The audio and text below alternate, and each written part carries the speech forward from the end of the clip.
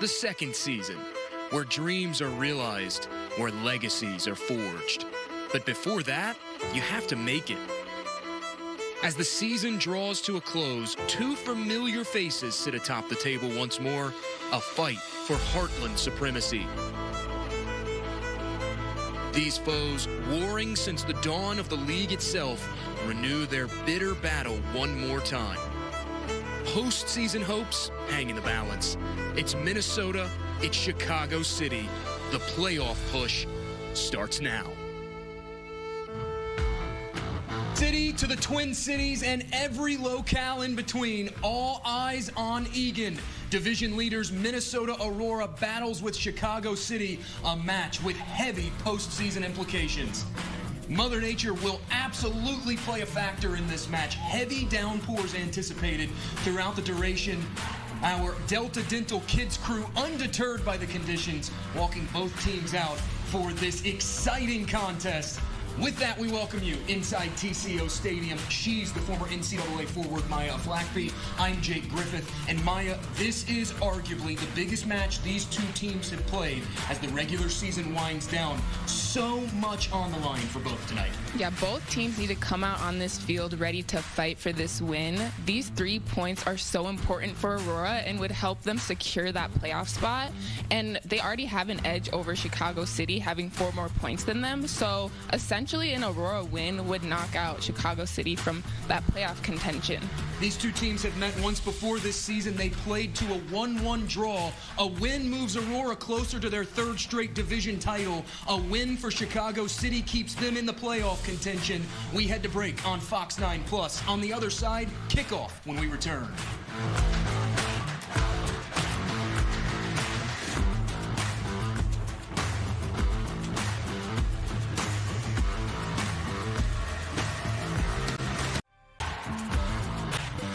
Back on Fox 9+, a dreary day in the Twin Cities is our backdrop for this hugely important contest.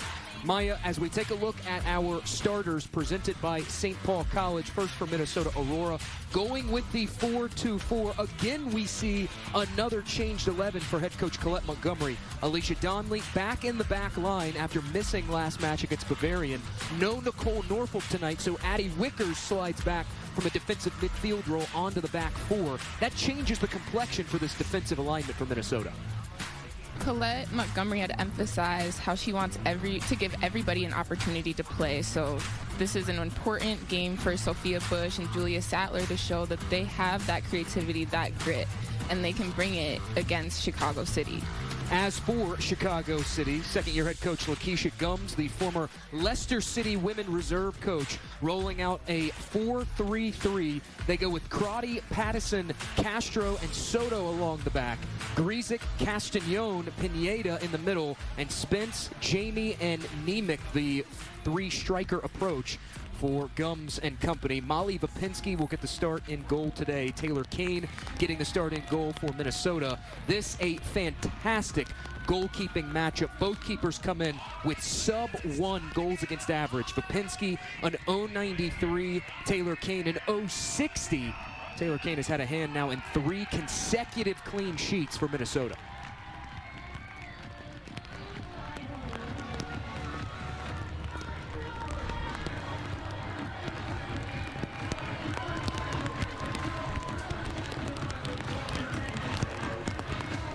As we saw on Thursday night, weather played a factor in the Bavarian win for Minnesota, the 5-0 victory on Thursday, and that was just some light rain, intermittent. This is a steady downpour. Maya, how does this change the complexion of this match? Yes, having that rain, the ball can be so unpredictable on the wet turf because the turf is slick and it can cause the ball to skid, slide in unpredictable ways, and it also gives the players less foot traction as well. So there's just a lot of different factors with the rain that are inputted into this game, but Aurora had that extra practice on Thursday. The whistle sounds, and we are underway on a soggy afternoon in Minnesota. Immediately, Sage Wimes and Aurora trying to jumpstart something, and instead, it's guided back from Castro to Vapinski. As mentioned, these two teams played to a hard-fought 1-1 draw. Chicago City scoring the opening match within the first 10 minutes off a penalty. It's the only penalty that has been converted against Aurora this season. Minnesota would equalize in the second half. Aurora actually outshot Chicago City 12-5 in that match, 7-3 in shots on target. I know Aurora players had mentioned that they should have been finishing more during those matchups, so maybe... A whistle and a quick foul as Mariah Wynn was taken down. You see Wynn pleading her case, wanting a card. Card stays in the pocket of our official.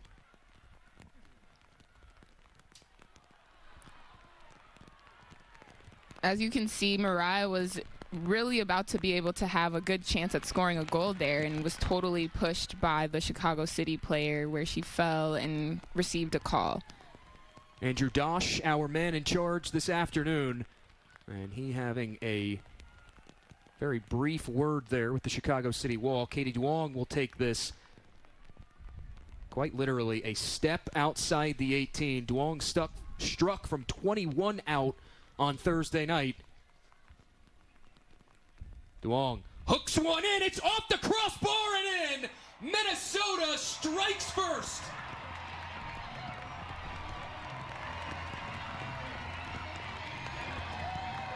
First goal, first class. Minnesota have takeoff thanks to Katie Duong.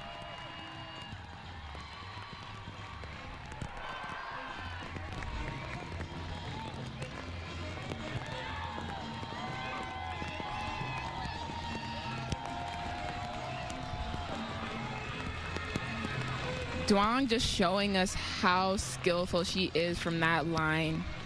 That is seriously her sweet spot. That is tough to do over the 5'10" Molly Vapinski. Put it right where she couldn't get to it. You will not see a better placement. I remember during trainings they were practicing getting goals off the post, so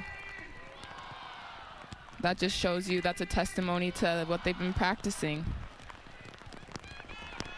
As we mentioned, Chicago City struck first in the opening matchup earlier this month between these teams. Aurora returning the favor in the second minute. That is a huge, huge blow right out of the gates for Minnesota. The last time we saw Minnesota get a lead that early on, it was hard for them to come back and continue to score. So as Colette Montgomery had said for her team, she said sometimes that can't be the best thing. They work it back to Crotty, the Illinois State Redbird. Her pass forward looking for Sophia Jamie does not connect. It's out, and Aurora will have the throw.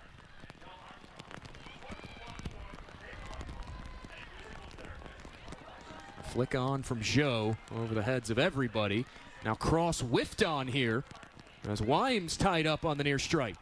Finally nudged out by Leah Crotty, the captain for the Chicago City team. Alicia Donnelly will have the throw. I noticed players are squinting because the rain is just coming down so hard, so it can be hard for them to see their passes.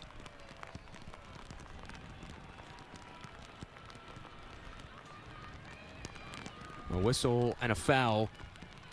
Katie Duong will back up just a few steps and take this.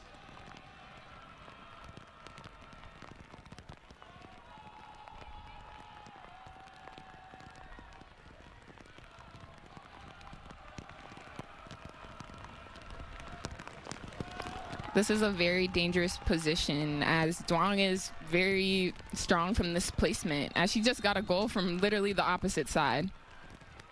Duong tries to stand this one up, didn't get all of it. Bouncing ball inside the penalty area, and that cross, or clearance I should say, hacked further away. That is where Julia Sattler will catch up to it. Now the second ball back in, ridden off there by Ava Pattison. Played 90 minutes in the first meeting this season between these teams. It is out for a City throw.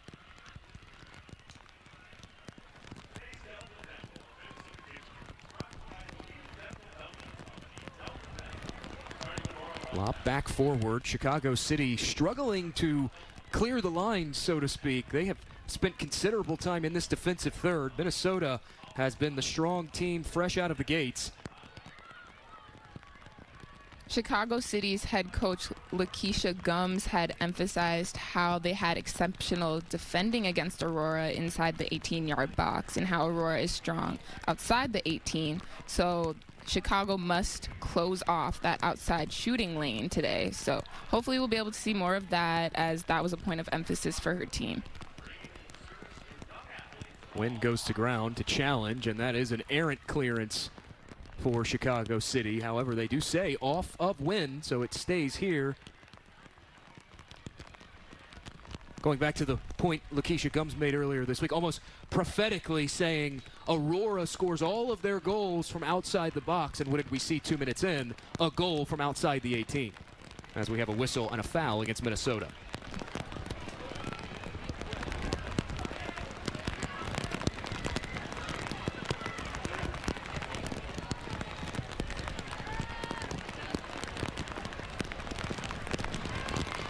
This one hooking in. Sattler heads it away. It's a short clearance for Minnesota. They work this one back to Pattinson, the Iowa Hawkeye. Long pass forward, looking to roll it in behind to Jamie, and Sophia Jamie could not corral it in. Again, as we've talked about a lot so far, the weather playing a factor. That does change the way the pitch plays as well. Not just how the ball rolls or errant throw-ins, as we saw on Thursday night, but it also does really change the field.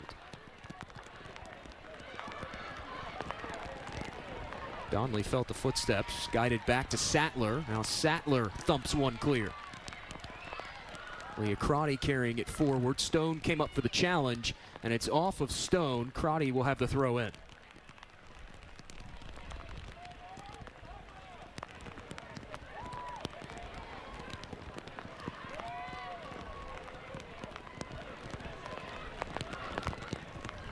This is Pineda, ex-Grit Pineda, the leading scorer with 6 goals. Her cross intercepted, and now it's onto the foot of Wynn. Aurora springing forward here. Bush just keeps it in, straddles the stripe. Served out wide to Joe. Her effort goes wide. Aurora controlling not just the scoreline, but also the pace of this match. 4 shots already, none for Chicago City. That was smart by Bush to switch the fields to Joe, as there was a lot of defenders on her and just so much more open field on that right side.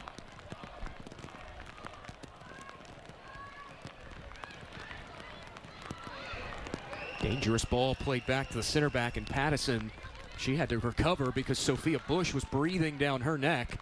And Bush will nudge it out across the touchline. City will have the throw. Leah Crotty, the team leader in minutes this season, making her 8th start.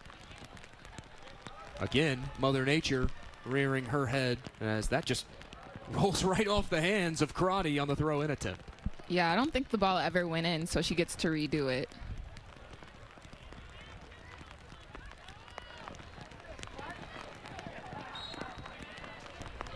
Whistle and a foul against Chicago City. That is already the 3rd time City have been whistled for a foul.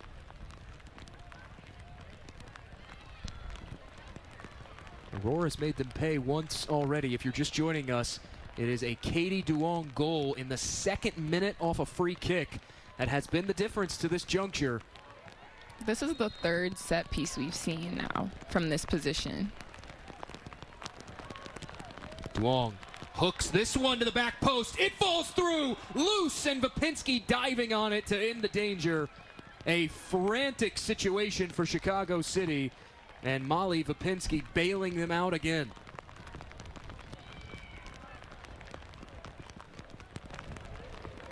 It looked like Stone was just able to beat her defender, the person marking her, and she just wasn't able to get the right footing on it. A lot of congestion inside the 18. Aurora has very obviously made it a concerted effort to crowd the keeper early in this match. That pass sailing forward. They will run it down. That's Megan Nemec on the outside. Nemec knifing through. Now Nemec is in the 18. That shot straightaway save made by Kane. The first shot for Chicago City goes on goal, and Taylor Kane up to the task. There seemed to be some frustration from the City players there, as they thought there was some aggression and there should have been a penalty there. These two teams played a very physical match as they look to play Bush through, and that is across the end line. 16 fouls Minnesota were whistled for in the first time around earlier in June. 14 against Chicago City. Yeah, so both these teams are hungry for this win.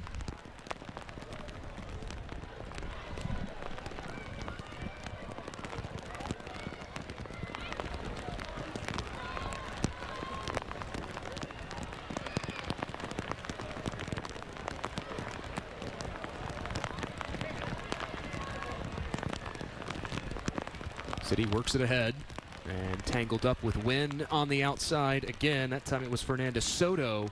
Jelena Zbilic will have a throw. It's so hard for City to just get on that attacking end because Aurora's goal is to always win the ball back as fast as possible. Soto intercepts off the Aurora throw and has no choice but to fire this out of play. Aurora's high press, Maya, is doing a good job of getting Chicago City out of their element right now. I feel like a big thing is the leadership of Zbilic and just her ability to be so versatile from the back line. As Zbilic stood that one up on a cross, was looking for Wimes. No go, but Wimes corrals it back in. Donley, second effort. Back in, looking for Wynn. That was headed away from Mariah Wynn. Not often we see Mariah Wynn beat to a header off that back post, but Fernando Soto getting up and knocking it away.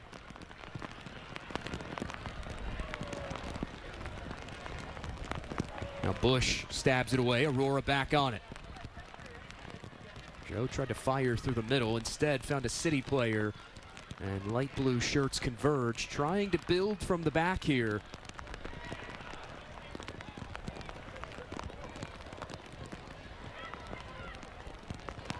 City struggling with that effort of building from the back as Aurora flying in. The advantage played to Minnesota. Steered back to Wickers, the captain. And Wickers to win. Build up canceled out by Chicago City and Ava Pattison.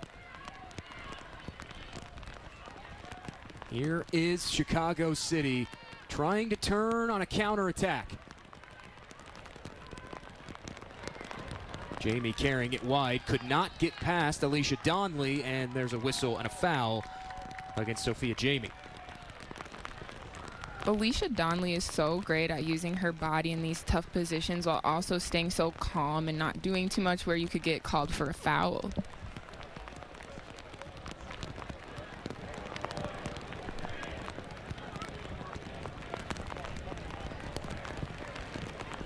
Sattler off the foul. Headed back on by City, and now here is Morgan Stone. Tries to play it into an empty area. Marked well was Sophia Bush by Casey Castro. Castro's taken on a big assignment today, making her first start of the season. Just one appearance last year for Chicago City.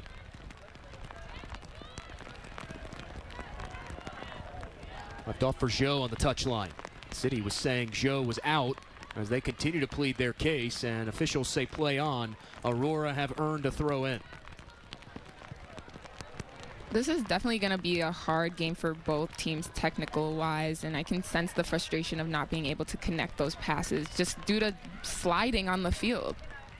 Joe dispossessed by her opposite number 10 and Mia Castagnon. Alicia Spence, after coughing it up, does corral it back in, and there is a whistle for a stoppage. Foul against Minnesota.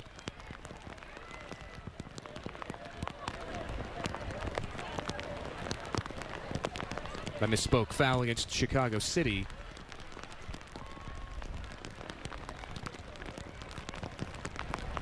Going back to that point, though, you made about the technical ability in a match being played in these conditions, neither team's coaching staff wants to play an aerial game. Both coaching staffs have said that's not our game, but you're almost forced to play an aerial game when the pitch is so waterlogged. Looking to thread it back through here to Bush. Now Bush will pick it up. Poked out across the end line. Aurora have earned their first corner of this fixture. Minnesota with 66 corners this season. Aurora have scored off a corner in 3 consecutive matches. Can Katie Duong and company make it 4? Duong over it on this near flag. Aurora is so intentional with their corners as well. I could see Sophia Bush was gunning at that corner. Duong hooks one, looking for Stone. Instead, it falls through. Save made by Bapinski. Stonewalling Mariah Wynn.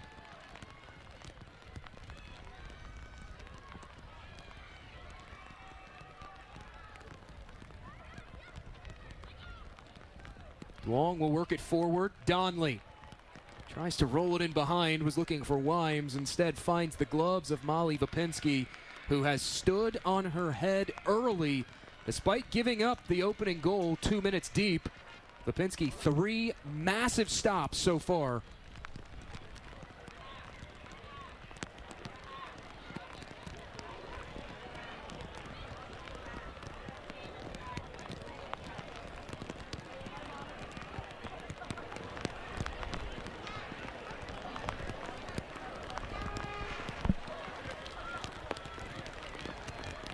Off the throw-in, tangled up. Chicago City does come out of a crowd with it.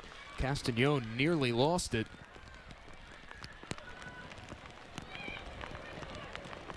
Sattler whiffs on that. Could have been dangerous as Donley there to clean it up. Now rolled back to Wickers.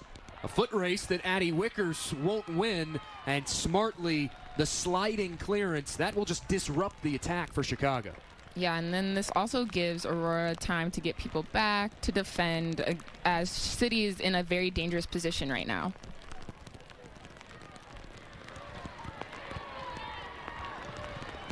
Aurora trying to generate a counterattack as Bush pulled Nemec down. An official played the advantage for Chicago City. However, it is out for a Minnesota throw.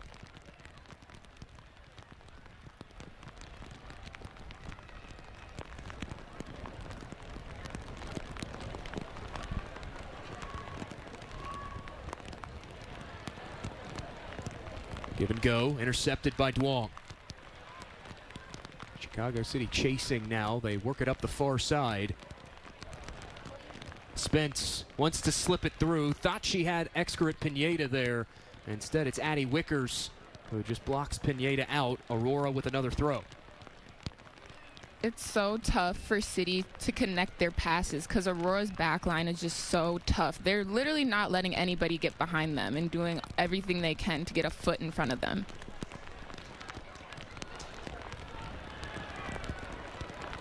Stone plays it to Joe. Joe, as the defender goes down, and there is Casey Castro stepping up for another clearance. That could have been a very dangerous situation. Aurora trying to build the counterattack as Pattinson slipped.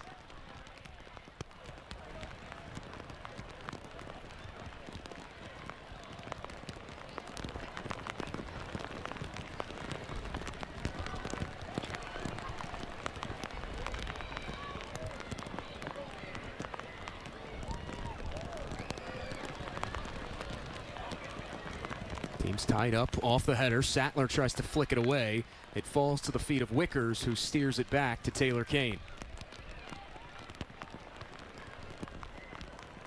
Up ahead to Wynn. Wynn has it knocked away. Unable to get past Fernanda Soto, who has done a good job of marking Mariah Wynn early in this contest.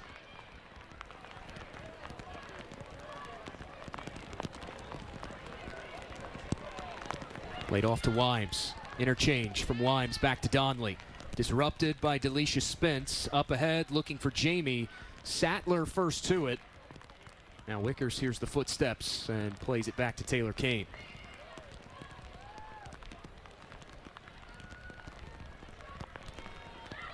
Bush just pokes it back in. She and Leah Crotty battling there, and it's flicked back on.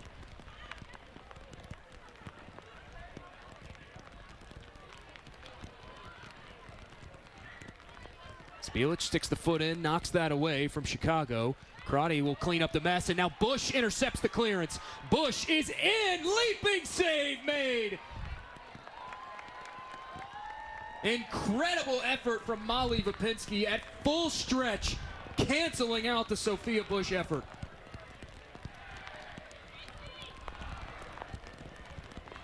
Yeah, Bush just got that extra touch in there and knew she had to take that shot as she had 2 defenders on her. But Vapinski has been so strong for City. Flag was up. Sophia Bush caught in an offside position. Molly Vapinski making her 8th appearance of this season. 4 appearances a year ago, all starts. The future Duke Blue Devil. She is signed to Duke out of high school.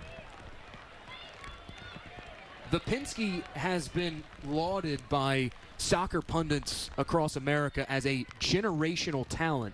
This season signed to the Kansas City Currents preseason roster as a high schooler. Yeah, she has a bright future ahead of her. That's amazing. Also won CONCACAF twice with the U.S. Youth National Team system, once as a U-17 keeper and most recently as a U-20 keeper.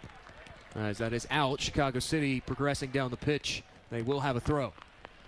Having that experience as a goalkeeper is so important, especially in games like these with so much high pressure. Spence comes out of a crowd with it. Short clearance. Stone gets tangled up with it. Looking for Bush. Now Bush goes to ground. Players sliding all around. These are the games that Aurora wanted to play. They wanted to play against teams that match their energy, match their intensity, and that's what we're seeing here today. Since conceding, Chicago City has done a good job of raising that energy. There were a couple of frantic moments after the Aurora goal as Stone muscles Pineda off the ball. Now Stone goes to ground, and we have a whistle and a foul against Morgan Stone. However, Chicago City, since those frantic moments, seemingly has seized control of the momentum. We're starting to see City spend more time on this end of the pitch. I feel like that's just how emotions are. When you get scored on, you're upset, but they were able to bounce back, and now they're locked back in. Casey Castro will take this. Castro hooks one through the middle. Stone heads it away. City will win a throw-in further down that touchline. Quick throw. Almost found Pineda. Just slipped right past her. As Bush tries to hoof it forward. Castro intercepts. Glanced back on and intercepted by Duong. Stone looking for a foul. She won't get it.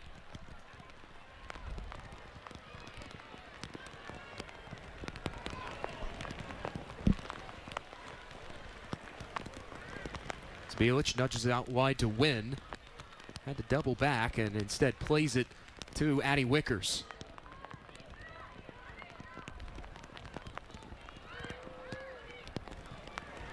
Stone will fling this one forward. A foot race that Sage Wimes won't win. Rolls all the way back into the other 18. And Molly Vapinski will glove it. It was a great look by Don Lee. As we've seen in the past, when it's not raining, those plays usually work. But as we said, the weather has been contributing a lot to this game. Joe doubling back, plays it to Addie Wickers. Wickers surveying her options going forward. Thought she had win again. Fernanda Soto on that outside has had Mariah Wynn in her hip pocket so far this afternoon.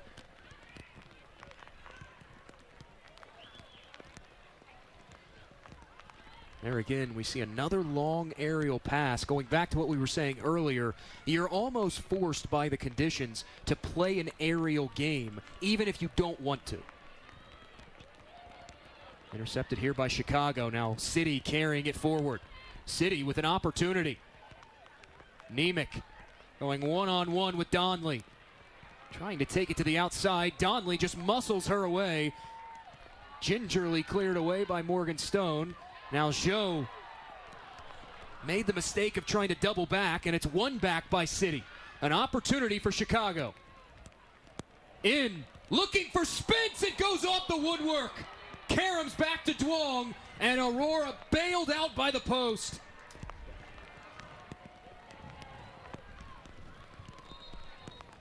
Minnesota will have the throw, and we have a whistle for an injured player behind. That was such a great pass. Just missed it. It seems like she's up now, and she's not yet. Good to see Delisha Spence back up to her feet, making just her second start of 2024. 9 appearances a season ago for City.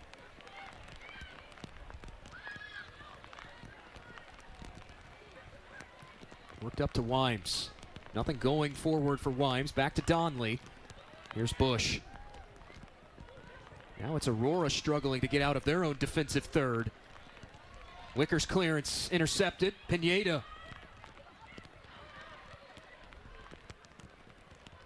Flick on from Pineda. Zbilic will take it away. That rolls all the way back to the feet of Casey Castro. And Castro looking for Nemec on the outside. Instead finds the touchline, and Jelena Zbilic will have a throw. City seems to have found their rhythm, and going up the middle seems to be successful for them as they're able to connect passes, get those runs.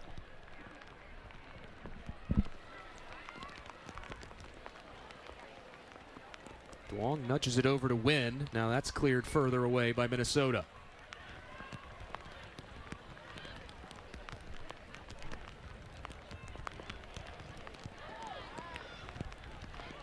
Nudged back over to Excurrent Pineda.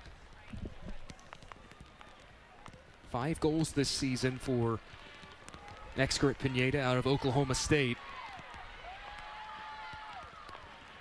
It was Duong stepping up for the challenge. Now Duong is dispossessed, and Morgan Stone will hack that away.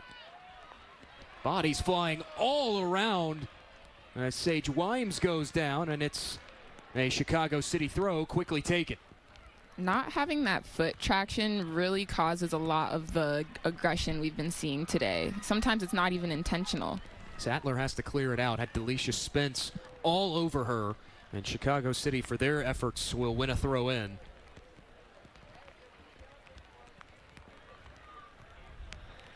The latest look at the weather radar shows this rain could be stopping within the next 10 minutes, which could change things considerably for both these teams as it's poked out by Spence and a goal kick awarded to Taylor Kane.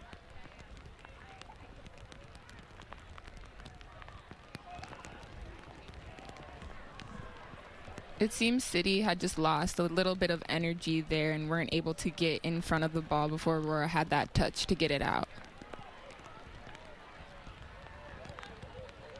Zbilic hoofs this one forward.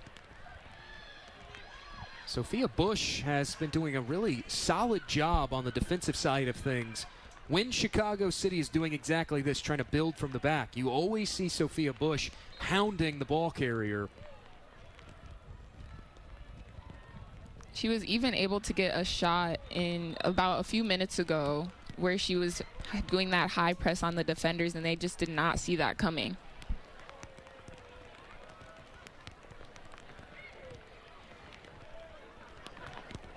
Sattler's clearance, hooked back away. Now Pineda tries to thread it through on the overlapping run. Nemec did catch up to it. Solid work on the outside from Jelena Zbilic. As we come up on a half hour played in this all-important contest between Chicago City and Minnesota. If you're just now joining us, Katie Duong striking in the 2nd minute off a set piece as Chicago City will have a throw. That goal has stood up to this point.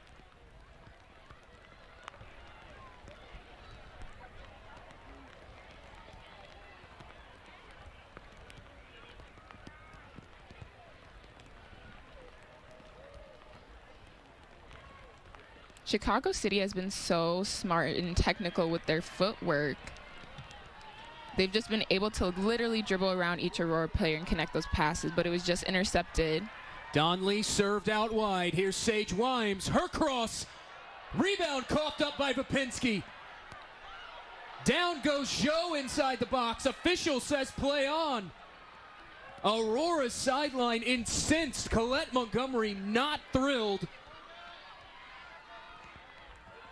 They work it back to Stone. Now Stone will carry it forward. Stone's delivery influenced by Crotty, and that brings it in to a dangerous few minutes for Minnesota Aurora.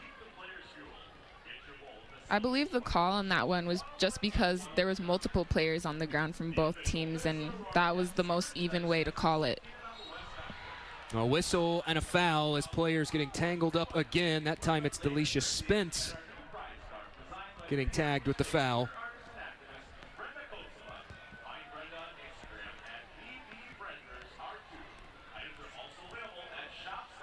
Yeah, she totally pushed her from the back. There was no ball contact. As we take a look at our Larkin Hoffman rules of the game, and you alluded to why that was a foul, but specifically, why was that a whistle-worthy challenge? Yes, just to have that safety in playing, you're not supposed to fully use both hands and push the player in the back, and that is what City did to the Aurora player. Another whistle for a foul.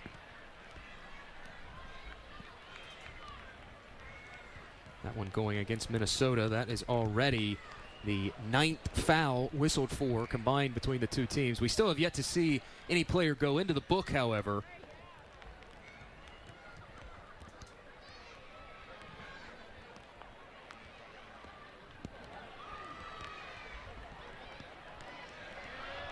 Duong with the interception in the midfield. She'll fling that one forward. Sophia Bush applying the pressure. Very nearly won it back. Stepped in front of the clearance, but it is out off of Bush. Bush is really good at reading those plays and knowing when to step and when not to step. That one dribbles through the net. Minnesota has doubled the advantage in this opening half.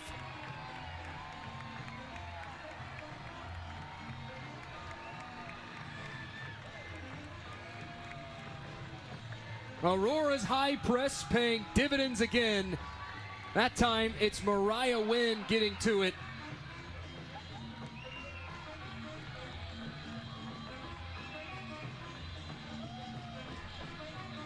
Mariah Wynn was just able to get a touch faster than those defenders, and it even looked like an on goal. It looked like City's own defender touched that ball in. That will go into the books as a Mariah Wynn goal, but you are 100% right, my friend. Ava Pattinson whiffing on the clearance. Again, the dangers of playing in torrential downpours. I could see the upset in the box of the City players when they realized it was an on goal.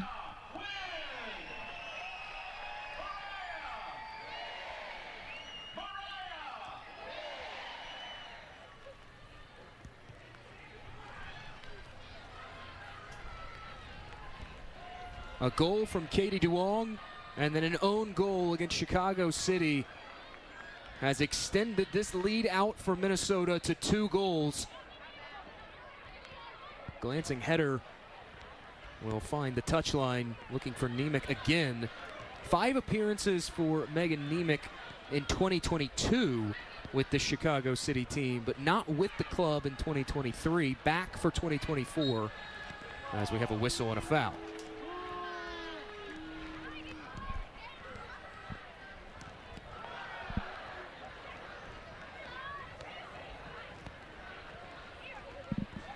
Both teams have been matching each other's energy, aggression. If one player is being aggressive, the other will match. And that's why I feel like we've been seeing fouls every other play almost.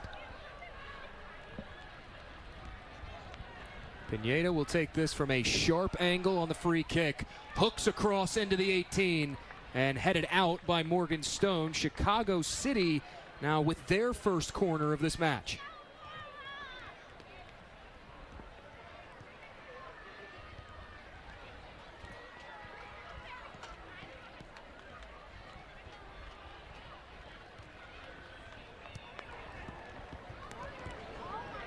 Jamie over it from the far flag. In swinging ball, connects with Spence, and it's headed out. Simply looked like Delisha Spence just lost her footing trying to go up for it. Yeah, that was a great delivery right into the center of the box, and there was a City player there. She just wasn't able to turn her hips to get that ball right onto the goal.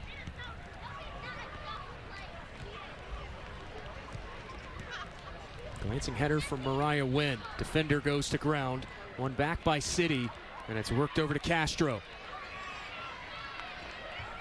Out, they say, off of Wimes. City will have the throw. And the rain has finally let up here in Eagan, Minnesota. In fact, the sun's starting to show its head for probably the first time since yesterday.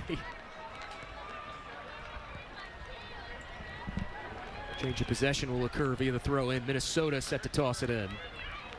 Having this rain lighten up may change the way the game is played now. That one lofted through the middle, just out of the reach of Sage Wimes, and Molly Vapinski comes up with it. That is one of the benefits of playing on a turf surface as well, is it does tend to dry out a little faster, especially with the drainage options you have underneath the turf, whereas grass tends to retain, natural grass tends to retain that water.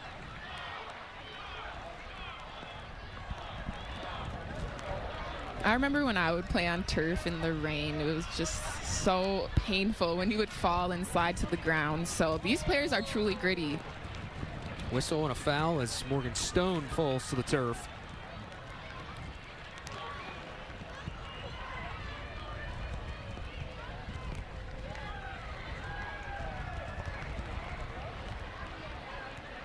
Alicia Spence and Morgan Stone just getting tangled up there.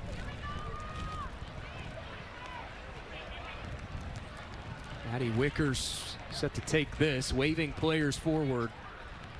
Hangs one high, connected with Joe. Effort, glove down by Vapinski again.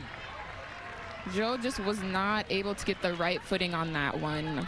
I could tell she wanted to hit it with her laces, but there's just so much chaos in the box. She wasn't able to get that right footing.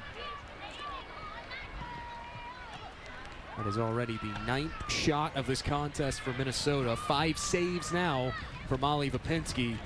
Able to knock that one away off the volley. We've talked so much about how the weather impacts the field players, but interestingly enough, almost on all 5 of Vapinski's saves tonight, I should say, she has coughed up the rebound, or at least had to make a second grab to finally get that firmly in her mitts. And that's another challenge when you're playing in the rain. Yeah, that's what we saw in Thursday's game when they played. And the goalie was having trouble grabbing that ball and making sure it was secure in her hands. Castagnon tried to poke it back to Sophia Jamie, and Jamie went to ground for the challenge. In fact, make that Hannah Grzyk, and that will be another foul against Chicago City.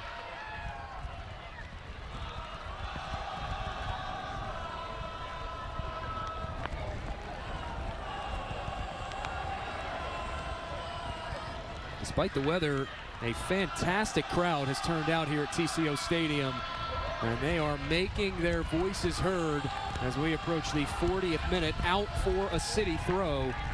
This is what players want. They want to play in front of this home crowd that has so much energy that they can feed off of.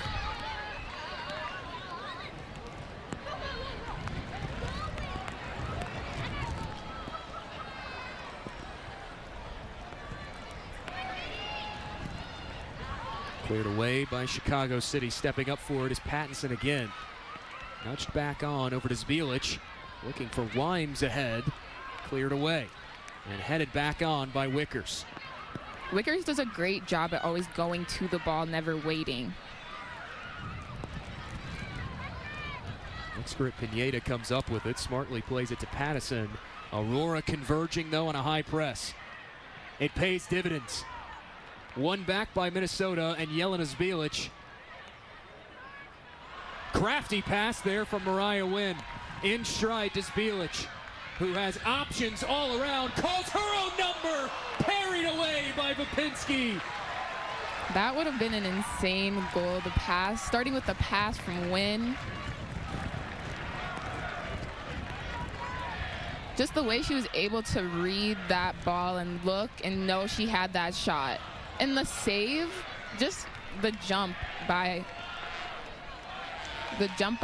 Vipensky was incredible, and just showing that was another testimony to her experience as a keeper. That sequence, very Showtime Laker-esque with the pass and then the shot. Duong over it for another Aurora corner. Sails to the back post. It's Wickers headed back onto Bush, cleared away by Chicago.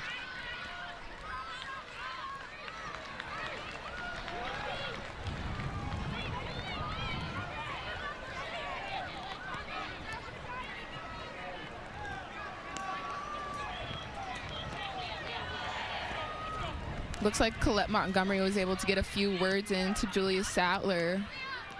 Wimes tangled up with Crotty. Now Wimes goes down. However, Aurora keeps it. It's on to Bush.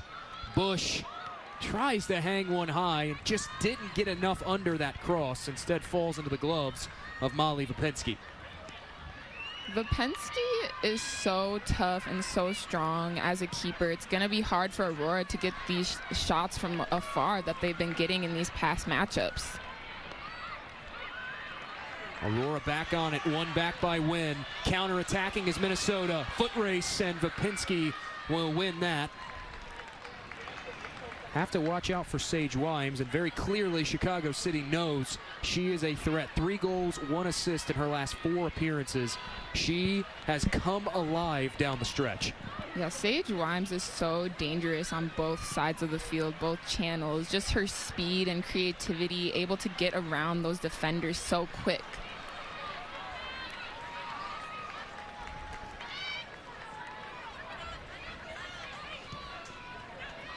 Work back over to Sage Wimes, left off for Joe. Joe out wide to Win, back to Joe.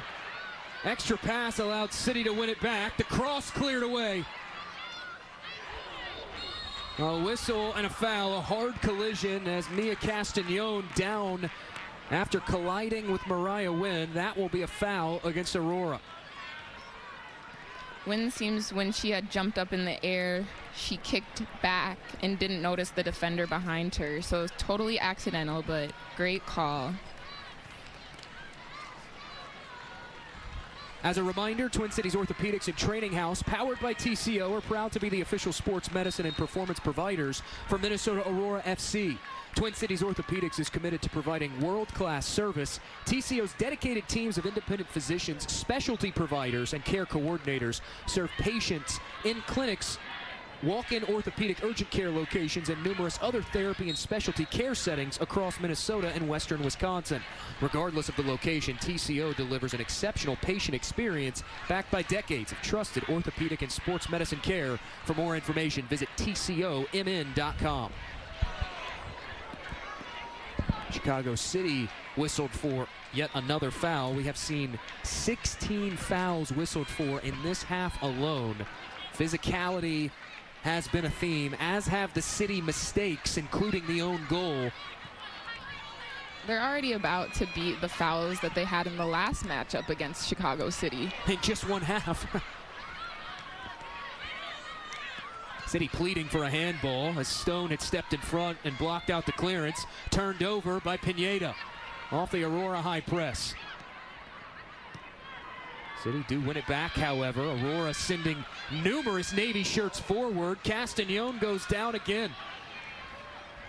The advantage played. Nemec works it ahead, able to connect with Sophia Jamie. Jamie back through the middle. Spence couldn't take the touch. Duong is there with a bailout clearance as we approach the expiration of half number 1. Duong realized that from either direction, any way she plays, it's going to be hard for her to get past City. So it was very smart of her to just clear the ball and let everyone get settled down to reset.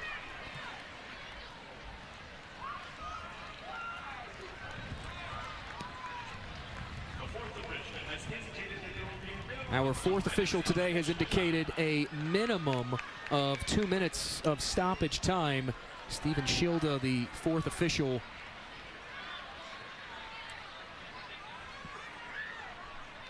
There wasn't a whole lot of stoppage in this first half. A few injuries, but nobody having to be attended to. And despite all of the fouls, right, you'd think it'd be more. Right, exactly. But both teams did a solid job of, you will tend to see sometimes some him hauling around when it comes to getting things set up. A little gamesmanship, as they call it. But both of these teams, they understand. They're locked in. They're ready. They know what's at stake. They're wasting no time getting those free kicks spotted up. There's another whistle and a foul, this time against Aurora, as Addie Wickers whistled for that one. Sophia Jamie impeded. Jamie, the leading scorer for this Chicago City team this season. Jamie has 6. Very productive player for University of Illinois Chicago. The Flames, a 2-time MVC second team pick. Tallied the 5th most goals in program history last year in a single season for UIC. Soto lofts this one in, promptly headed away by Duong. Thumped further clear by Sage Wimes, and that will bring an ovation from the significantly pro-Aurora crowd on the defensive efforts.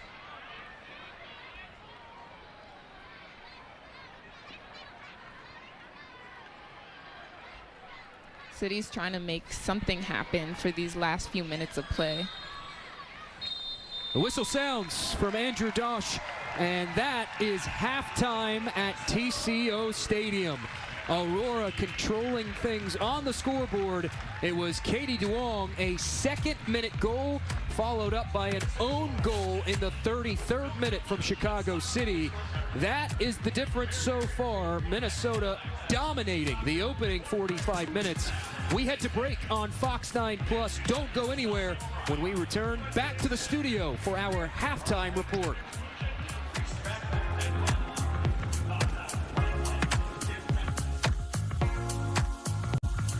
Halftime report. Well, hi there, everyone. I'm Tim Blotz. Thanks so much for joining us here for this Fox 9 Plus Aurora halftime report. In the United States, playing soccer we know is as easy as signing up for a team. But growing up overseas, it can be a little bit more complicated. Our Ahmad Hicks explains Yao Gabazo's path to playing the sport she now loves. When you see Jada Zoe on the pitch smiling and doing what she loves, it's because she's thankful for where she is now and the cone she had to go around. My mom really wasn't the biggest fan of the sport. She wanted me to play the piano. She wanted me to play volleyball. Growing up 1 hour outside of Italy, Zoe says stepping foot into soccer wasn't as easy as it is nowadays. I saw a lot of kids playing, and they were mainly like boys. There weren't a lot of girls playing soccer back in my young age back in Italy, because it was mainly a men's sport. But against her better judgment, Zoe's mother allowed her to play, and from there, the rest was history. Whenever I was back in Italy, she would follow me everywhere. She would watch the games, but now she's just following me through like streaming and just soccer platforms. Eager to test out her skills and ready to embrace a more challenging style of soccer, Zoe came to the States to play. Whenever I got here, I had to settle down and get used to that kind of speed. Eventually, I kind of understood the mentality here. And it's definitely very, very competitive. I would even say even more competitive than Italy. She says the transition took her several years, but now she's acclimated to the game, and her mother is getting acclimated to seeing her play from thousands of miles away. What does your mom say when she gets a chance to watch you on stream and continue supporting you in your soccer journey? She's excited for me. I told her I'm ready, improving. This team is great. I'm in good hands, and that's all she cares about. Yeah, quite a player. By now, we all know that Minnesota Aurora FC is known for its big goals and its big celebrations. Mariah Nguyen leads in both ways. The Andover, Minnesota native, who currently plays soccer for St. Thomas, has more than 1 million followers on TikTok, all wanting to follow her goal celebrations. And as Fox 9's Dawn Mitchell shows us, Mariah's first goal is to win, and the second is to just have fun doing it. This place is such a blessing to be in, and yeah, as soon as we step foot on this turf, it's game on.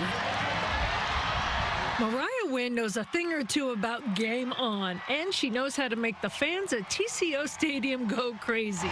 Mariah has been here since the Aurora started and amassed 8 goals and 7 assists in those first 2 years, and now she's already racking up more. There's nothing like getting the home crowd going. It is so unreal, and just to look around, it's like a family reunion for me here. Just to look in the stands, or I'll look at pictures after the game and see after a goal we're celebrating on the field, right? And my family's in the background, jumping up and down. It's the coolest thing. It's so loud. I feel like a lot of times we can't even hear it just because we're so tuned into the game, but we'll rewatch the clips or we'll watch what Brenna is posting online, and it is so loud. It's amazing. Minnesota Aurora FC! This year is a new year, and with a brand new head coach in Colette Montgomery, but the same Aurora way. Montgomery makes it clear she wants to hear what the players have to say. She's emphasized that every practice. She always says, we'll go around in a circle when someone new comes and we'll say our names, and she'll always tell us, your voice matters. However you use that here, maybe it's quietly to other teammates, but it matters, and that's just so important. And even though it was hard to see Nicole Lukic go, the team is so happy for their first Aurora coach. Wen says she's happy to see her get a job with U.S. Soccer.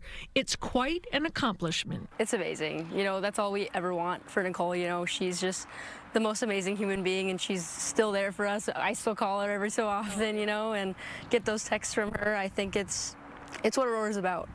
We're about building each other up and sending them off, if that is to be on the board of the U.S. national team or to go pro wherever around the world. Yeah, that's what we're about here. And as for Mariah, she is a TikTok sensation. She has over 1 million followers because she shares her creative goal celebrations. Fans live for them. What made it for me was the flop. You sold it. You really sold it. Thank you. Yeah. That's awesome. That fish one, honestly, it was so cool just to see. We had all right, Rachel, you're gonna take the picture. Yell, you're gonna reel me in, or whatever, And I think it was so cool the way that it played out. Also, our teammates were what are you guys doing right now? But it was really cool to see the end product of that. What better way to talk about Mariah's fish celebration than a reenactment?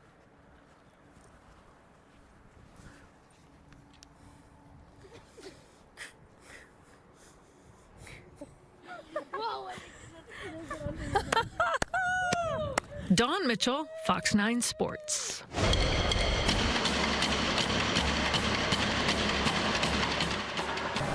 All right, we're going to talk about another kind of football here. Some of the best drummers in the upper Midwest give it their all, vying for a spot on the Vikings Skol line this fall. Tryouts were held at the Mall of America this week, and even if someone had been on the Skol line before, they still have to audition every year for this. Okay, we're looking forward to our next Fox 9 Town Ball when we head over to Gibbon. The Reds, they're taking on the Cyril's Grizzlies. First pitch is at 6 o'clock with an all-star peanut game right beforehand, starting at 3. You can watch the Reds game on fox9.com and the Fox 9 YouTube page. Thanks so much for joining us for this Minnesota Aurora halftime report. We hope you enjoy the rest of the game.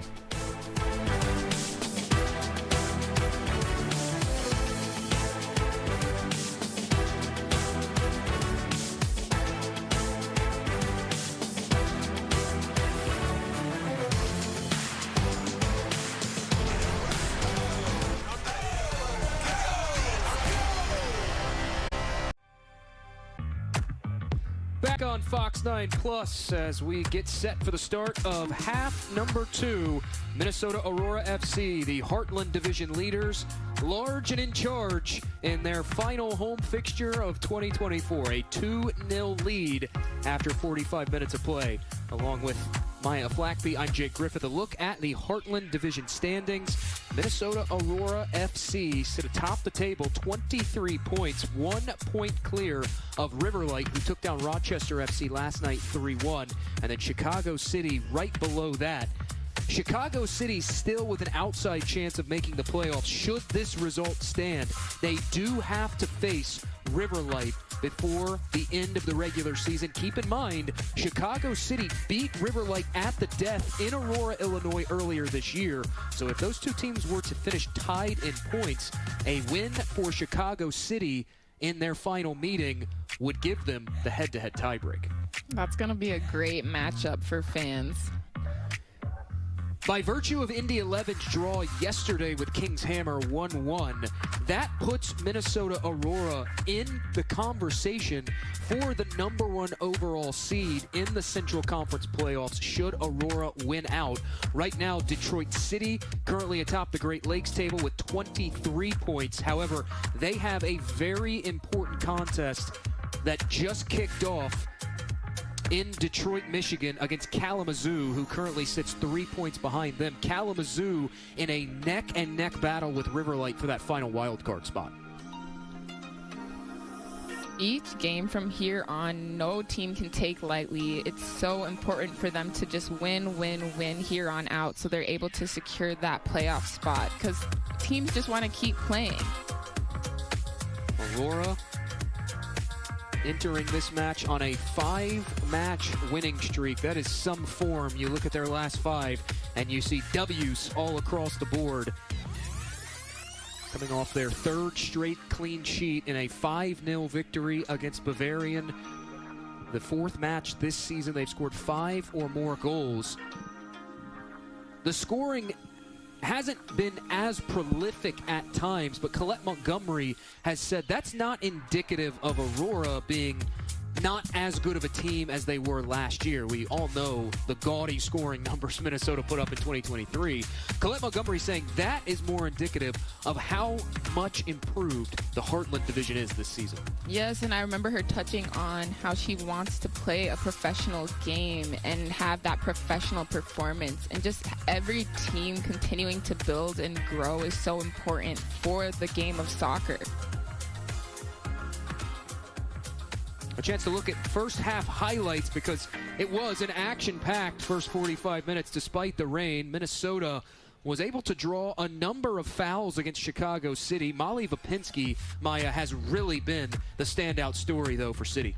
Yeah, Aurora has had 11 shots, 8 on goal against Molly Vapinski, and she has been able to save a majority of it as they are only down 2. So now this is going to be a totally different half as we see the rain has cleared, the sun is out, and they're going to be able to have more ball control and connect those passes. A 6-save performance in the opening 45 minutes for Molly Vapinski. For Minnesota, it's simply continue to do what you did in that first half. But Maya, if you're Chicago City, what adjustments do you need to make? The adjustments that I believe Chicago City needs to make in order to get a goal on Aurora is to hopefully just connect those passes and not lose that energy and during that attacking third. I've noticed that when they do connect those passes and create space, they're not able to finish. So just finishing is going to be a big point of emphasis for Chicago City. But that's going to be hard because Aurora's defense has been so strong. The sun had popped out for a few minutes there toward the tail end of that first half as Chicago City now makes their way out of the locker room. Unfortunately for fans in attendance, the sun has gone back in behind the clouds, but that will not change things for Minnesota Aurora. Mother Nature won't rain on their parade. They're having a great time.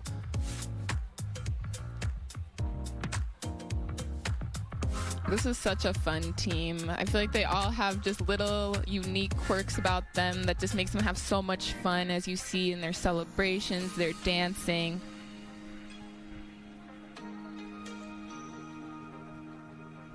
There's Donnelly showing off her jersey. She's been such a strong player for this Aurora team, just always able to see the field and the bigger image, just connecting those long passes. Minnesota, including that opening half, the last time they allowed a goal in the 88th minute against River Light in the June 8th home victory. Aurora have gone now 405 consecutive minutes without conceding a goal. That is the third longest streak in franchise history, had a 5 straight match run without conceding a goal in 2022, or I should say 2023. You also had mentioned to me that Aurora has only conceded 11 goals here at home. All time. Oh, all time. All time okay. at TCO Stadium, dating back to their inaugural season in 2022. And with this being the final home fixture of the regular season, we can now say just about 3 full seasons at TCO Stadium. Counting the 2 first-half goals, a 79-11 goal differential here at TCO Stadium. Aurora have won 11 straight at home, dating back to the start of last season. 17 1-1 all time. The lone loss coming at the hands of South Georgia Tormenta in the inaugural USLW final 2 years ago.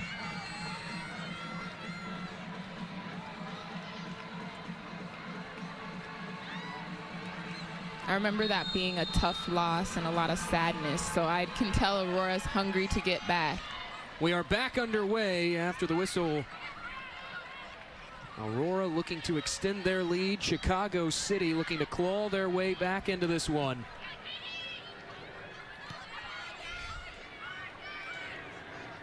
Look back ahead to Mariah Wynn. Now Wynn will survey her options. Tried to fire one through the middle. Stone goes to ground. The rain has stopped, but this is still a slick pitch out there.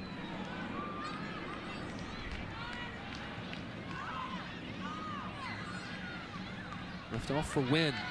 Had a goal against Chicago City in that 7-0 rout in 2023. Wynn's pass is blocked away and is cleared away by Chicago City. Short clearance, however. Stone has a hit from distance, and it goes high. City has been super aggressive against Wynn and just making it so tough for her to even get a shot on goal.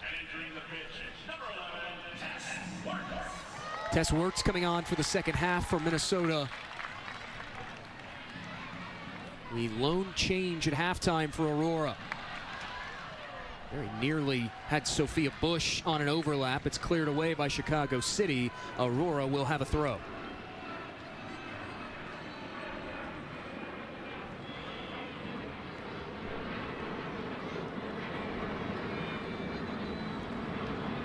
Back to Donley.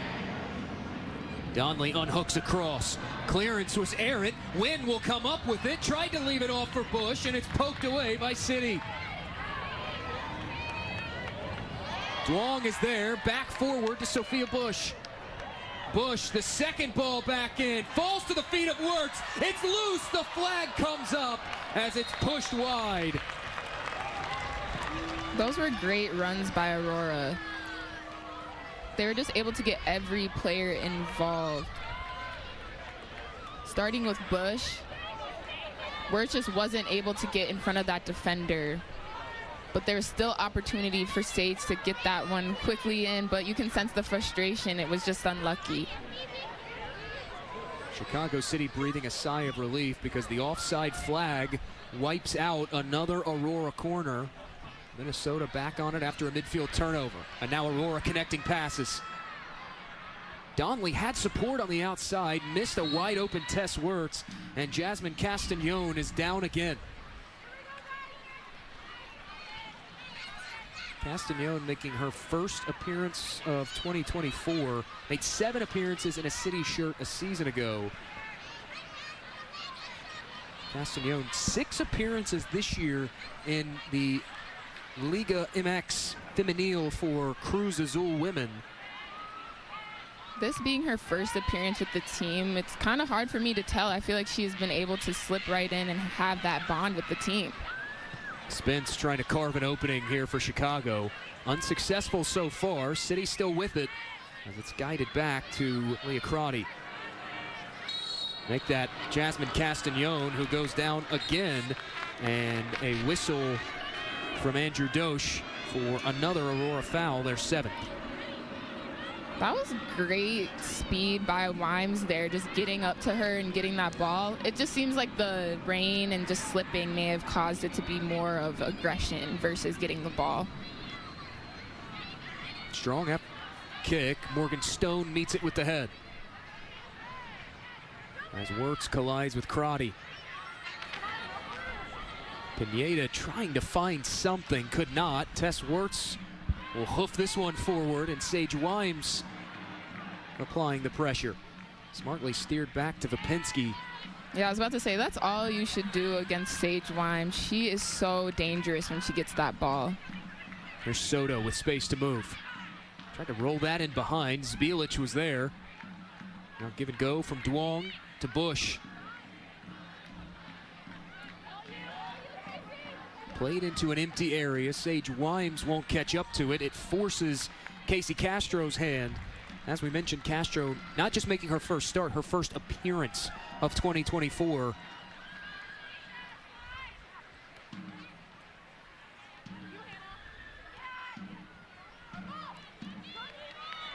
City is giving Sage Wimes a hard time right now, and I feel like it's because during that halftime they were able to have that pep talk and realize that Sage Wimes is super dangerous, especially on that attacking end. Just her creativity, able to get those touches around each defender, doing the slice and dice Maradona moves that she loves to do. Jamie had an opening that quickly collapsed, and it was cleared out by Minnesota. Pushed away from Nemec. As we mentioned, Megan Nemec not with City a season ago, but 2 years ago was with Chicago City. Played all 90 minutes in one of 2 matchups here at TCO Stadium back in the inaugural USLW season. This one flicked forward by Grzyk. Donnelly, not a lot of time to make a decision, just has to clear it away. Chicago City, this somewhat of an inviting position here for a throw in, as Excret Pineda quickly tosses it in. Donnelly's cross intercepted, falls to Spence. Now Donnelly steps up, pokes it away. Crotty turning away from pressure. Chicago City working this all the way around to Casey Castro. Now they recycle it to Fernanda Soto. We've talked about the defensive efforts from City on Sage Wimes. Aurora has done an equally good job with their defensive efforts, marking Sophia Jamie. Right now, Duong hovering over her, but they have, to this point, canceled her out. And that's so important, especially just staying on your mark. Duong has done an amazing job at that. See, just like we saw right there. This ball fired from distance, and Taylor Kane will smartly let that roll across the end line.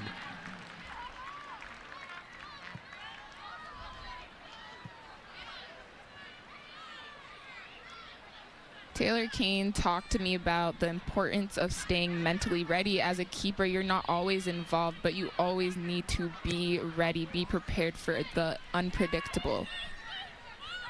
Giving chase is Pattison, who safely again steers that back to Molly Vipinski. Vipinski, such a technically sound keeper, even something as routine as that. As a whistle and a foul against Aurora.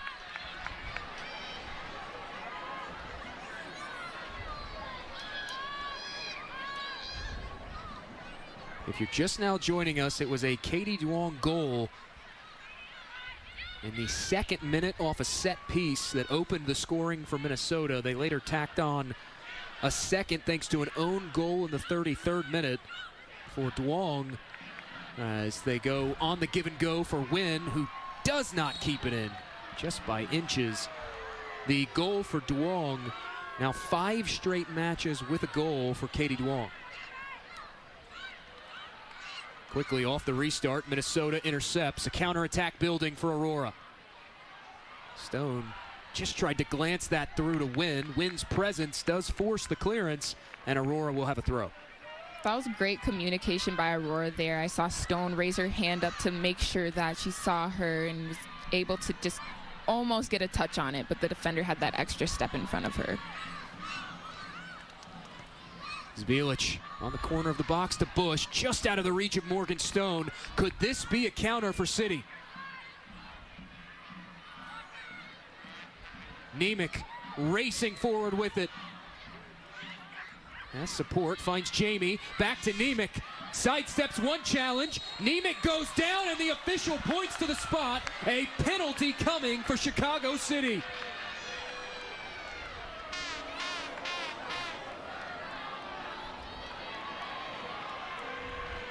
A chance for City to pull one back in the second half. Look at it again, Maya. Yep. Sattler reached out her leg and stepped in front of her, causing her to trip, which you're not allowed to do, resulting in a penalty kick. Excurrent Pineda will take this from the spot. This is a big moment for them.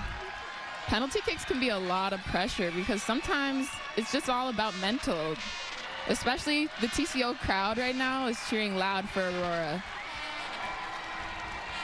City converted a penalty in the opening half of the first matchup earlier in June. Can they convert a second half penalty?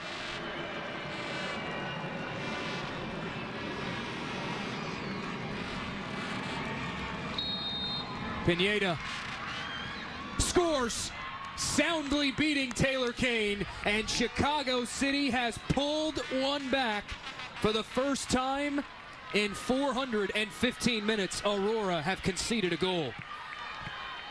That just shows you how soccer is so unpredictable and a simple game. Do you see how she just touches that one easily into the left corner and there's nothing Taylor Kane could do?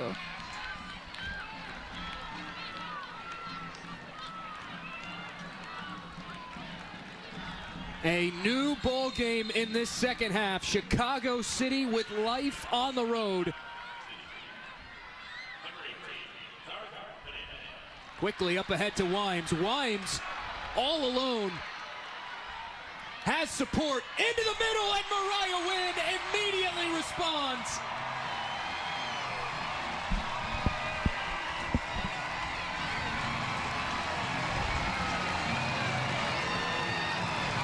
Wynn doubles the advantage again for Aurora.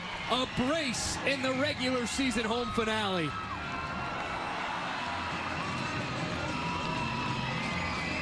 See, watch how she was running like Dash from The Incredibles and was able to cross that ball, yep, and so much power that it turned into another own goal for City. And once again, it's Ava Pattison who Aurora picks on the doorstep.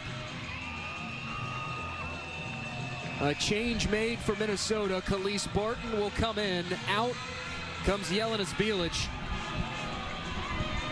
The response instantaneous for Minnesota. The question always is, how will a team respond after conceding a goal?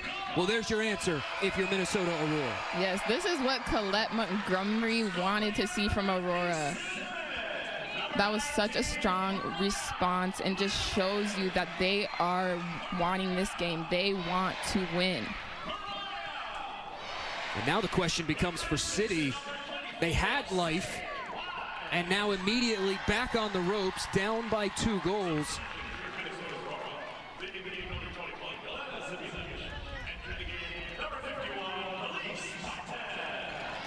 Along with the interception, looking for Wimes. Served out to Wynn. Wimes and Wynn have been a dangerous connection today. Stone stepping up for the challenge. Advantage played for Minnesota.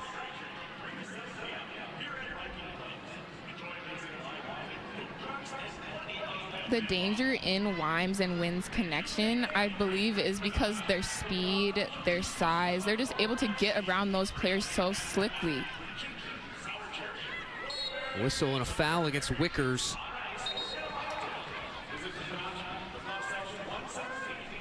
Now Andrew Dosch having a word with Morgan Stone on her way back down the pitch.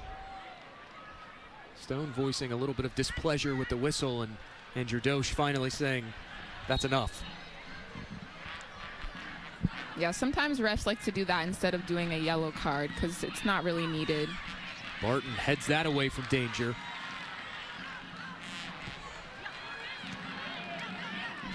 Short clearance from Donnelly was intercepted by City. Now Pineda, the goal scorer for Chicago, on it. Jamie has it now. Jamie's cross goes behind the net and out for a Taylor Kane goal kick. Chicago City set to make 2 changes, which they will. Caroline Rizneus, the second-year USLW player from Rapid City, South Dakota,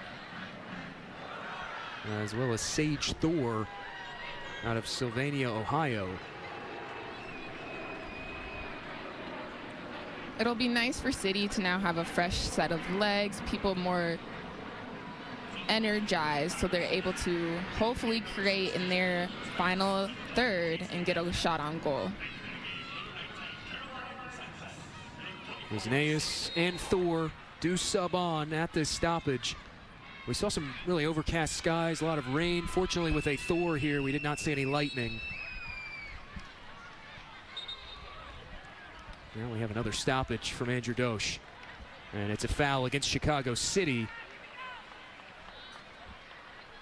Yeah, thankful there's no lightning, because then that would have caused so much delay in this game. And this was a long-awaited matchup. Both these teams have had this one circled since the first matchup went final in Chicago earlier in June. Now here's Stone racing it down. Tight in the corner is Stone, and Excret Pineda just nudges that away from Stone. Aurora will have a throw. Going back to the last matchup against Chicago City, I remember during the post-game interviews, Aurora players saying they knew they were able to beat Chicago City. They just weren't able to finish. And now we're seeing Aurora finish. Donnelly stands that one up to the far post. No one on the receiving end. We have played an hour in this contest. Aurora, a second half goal immediately after conceding off the penalty to push it to 3-1. Katie Duong, Mariah Wynn, the goal scorers, an own goal for Chicago City, making it 3 as Wynn's offering easily stopped by Molly Vapinski. Yeah, she had like 3 defenders on her right there, and her being able to still get that cross in was pretty incredible to me. Going back to what you were saying, though, about after that Chicago City win, Aurora, ever so confident a team they are, saying after playing that match, we know we can beat them, we just did not finish. And that prompted the several weeks of every time we talked to Colette Montgomery ahead of a broadcast, she would say, it's about being clinical, about being efficient. That match is really what kicked off Aurora's emphasis on efficiency. And since then, Aurora have won 2-1, 3-2, 3-0, 6-0, 5-0, and now in charge 3-1. Wynn tries to loft one through the middle. Delivery was short, was looking for Bush. Laid off for Fernanda Soto, and Soto expressing some frustration. It seemed there must have been a lack of communication. But sometimes when that happens, you just have to brush it off and keep going. Throw finds Wimes. Change of possession via the throw in.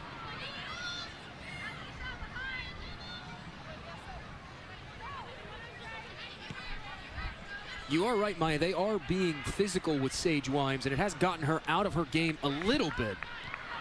But not enough. Definitely not enough. She's still able to make an impact for this Aurora team. Poor pass there from Chicago City, intercepted by Wirtz, and now on to Stone. Stone cuts it back. Stone through the middle, and cleared away by Chicago. Donnelly, from distance it found Wynn, couldn't take the touch, and now weaving through defenders is Excret Pineda. I would love to see Donnelly take more shots from out back, because I know she could get those into the back of the net. Here's Mariah Wynn on the overlap, back to Bush. Quick counter developing, it falls through. A beautiful cross, just nobody from Aurora was there, and the defender for City was able to clear that immediately. A whistle and a foul against Morgan Stone, overrunning the defender. Each team now with 11 fouls.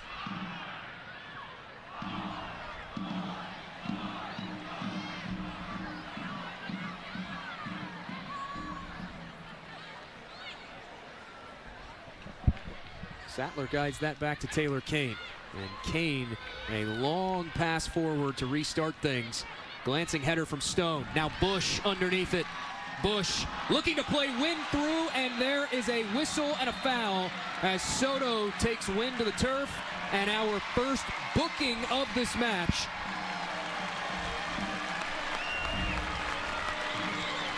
Fernando Soto goes into the book in the 64th minute. As we look at our Larkin Hoffman rules of the game, Maya, why is that a card-worthy foul?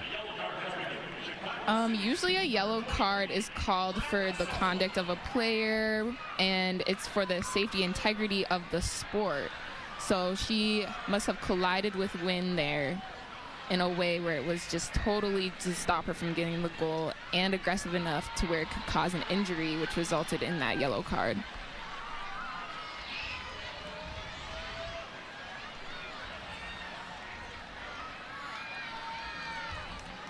Wall will form in front of Katie Duong, who has already struck from distance today. That has become a theme of Duong's season. Can she do it from 27? Duong's offering, parried away by Vipinski.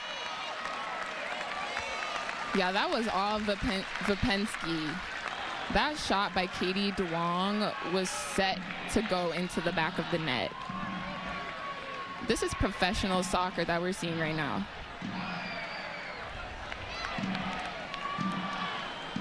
There's nothing Katie Duong could have done better. Vipinski has just been so strong on that spot. Out-swinging ball, Wickers heads it back in, but a whistle and a foul against Aurora will end the opportunity. Katie Duong has challenged Molly Vipinski numerous times today. That time just moments ago, Vipinski getting a paw to it. I feel like we saw a mirror of that in the first half with the similar kick and a similar shot on the goal. Left off for Donley.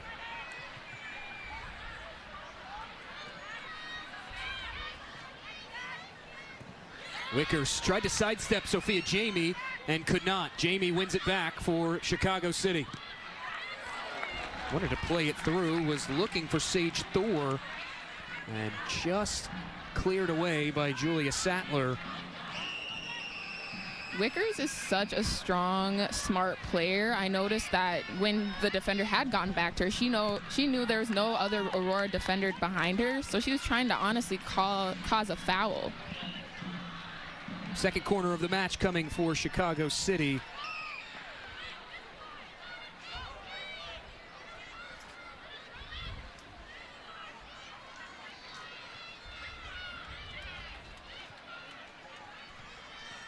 Jamie whips this in with pace.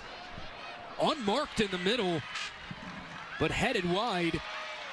There was Ava Pattinson coming up, and had she been able to get that on goal, could have been a dangerous situation. Meanwhile, Soto getting past Sage Wimes. Now a strong challenge on Mariah Wynn, and Fernanda Soto has to be careful carrying a yellow in this match. Yeah, if she gets another yellow card, that results in a red card, and she will be removed from the game. And that can also cause you not to be able to play in the next game.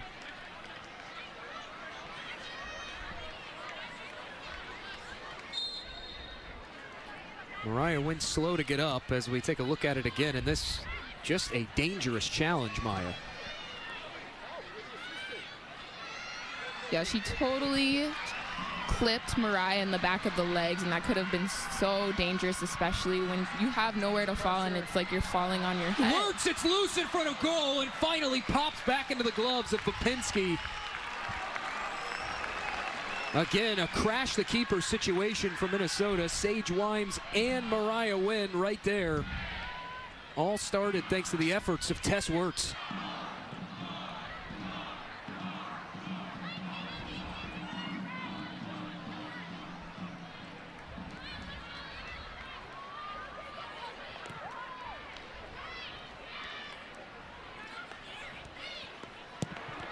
She had 3 Aurora players on her right there and was able to still get that extra foot out to get the pass to her city player.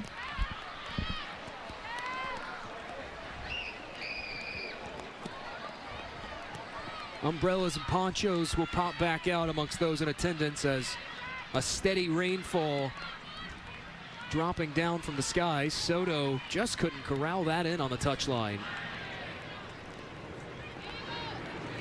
The rain is not stopping the energy, though. That is one thing for sure, as the fans are waving around their flags, scarves, and still continuing to chant for this Aurora team. Kaylee Chambers will come on in place of Sage Wimes. Wimes an assist today on the Mariah Wynn goal in the second half.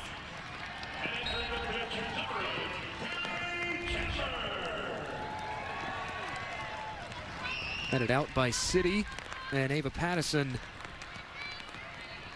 I like to see Kaylee Chambers come in and new players that we don't get to see as much, because this will give them that experience. Especially, you want to have that depth in your roster, and you can't have that depth if the players don't have this high level of play experience.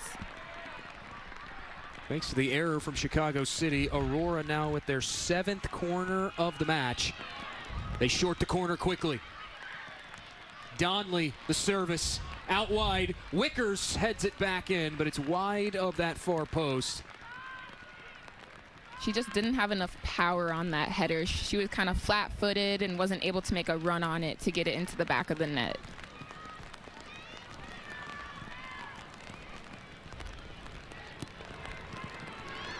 Aurora back on it. A counterattack bubbling up here for Minnesota. It's Wirtz looking for space for the cross. Cut out. Stout defending on the outside. Barton will fling it back on.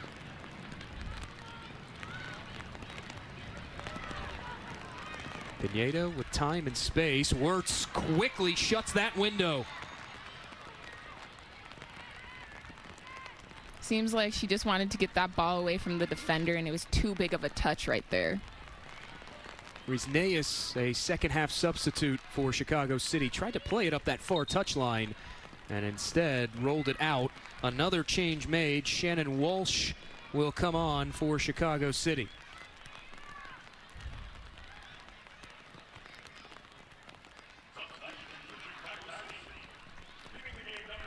Sophia Jamie will come off.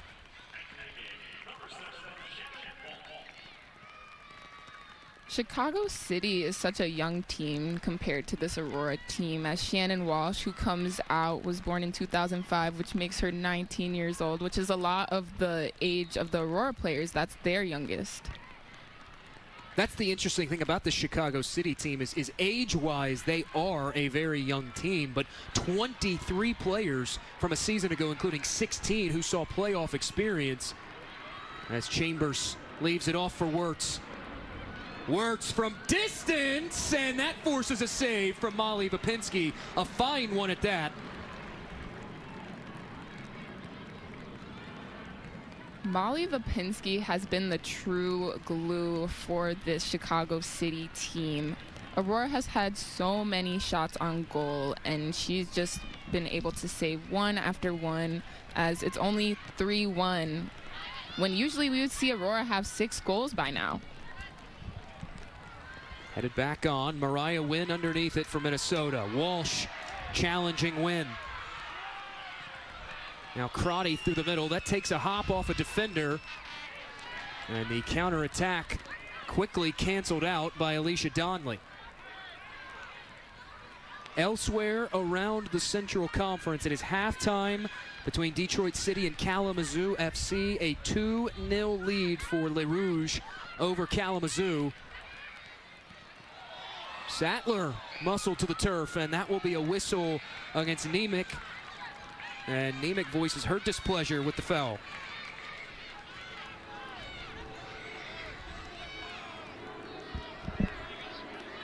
Yes, a foot race, and Sattler was able to win it, but she had a nudge from City right there, so that was the right call.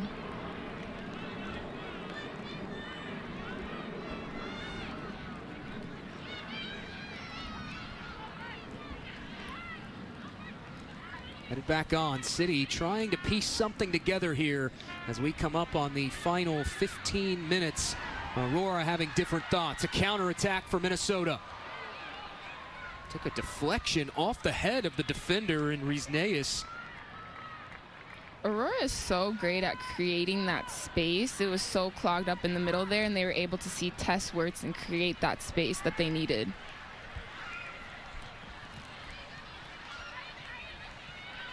Pineda's pass intercepted by Duong. It was telegraphed into the middle. Wynn wants to play Chambers through. She does. Out comes Rapinski. Chambers taken down, and a foul against Chicago equals another Minnesota set piece.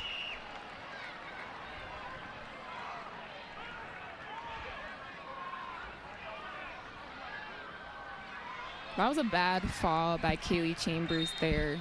But she is slow to get up. The training staff motioned for, as we look at the foul again. Oh yeah, she was totally tripped.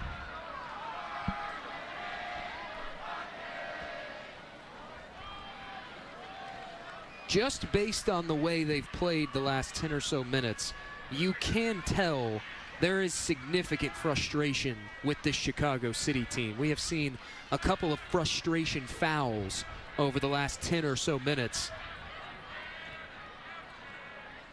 When you can't win the ball, I notice sometimes players tend to just use their body, their aggression in order to win that ball back. And sometimes when you get a foul called, it's better than getting a goal.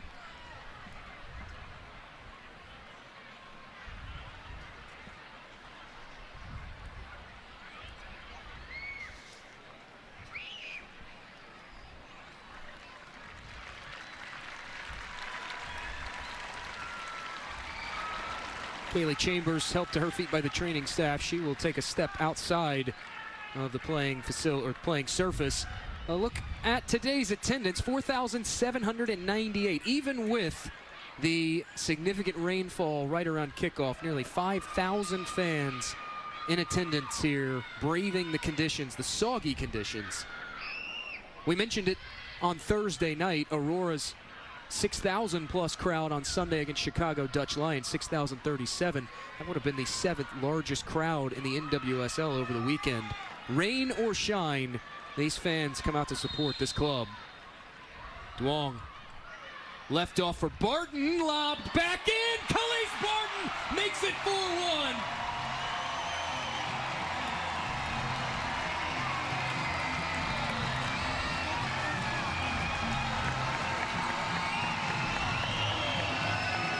A frustrated Molly Vapinski looks on. Khalees Barton, her first goal in an Aurora shirt. A beauty. This is so exciting for her, especially she hasn't been able to play these past games. This shot right here, yeah, just out of the keeper's reach. Nothing Molly Vapinski could have done. Just a rocket from Khalees Barton and a defender. This is amazing for her as she hasn't been able to play in these last few matches. So I know she's super happy about that one. Barton will nudge that out of play. City looking to quickly take the throw in, which they do. Nemec will pick up the pieces for Chicago, and it's out for a City corner. Khalees Barton, prior to joining this Minnesota Aurora team, during one of her final collegiate seasons, suffering a debilitating knee injury that she spent so much time rehabbing to get to this point. Yeah, knee injuries can take long and lengthy rehab. Wynn pops that away with the header. Now Chambers will head it further clear. Flicked back on by City, just a probing ball forward, hoping for something. And now the team's trading clearances. Works able to take the touch. Steps past one challenge. Through the middle has Chambers. Great touch in traffic. The give and go back out wide to Wynn. Aurora looking for more. That falls through and it's cleared away. Headed back on by Duong. Finally cleared out by Chicago City.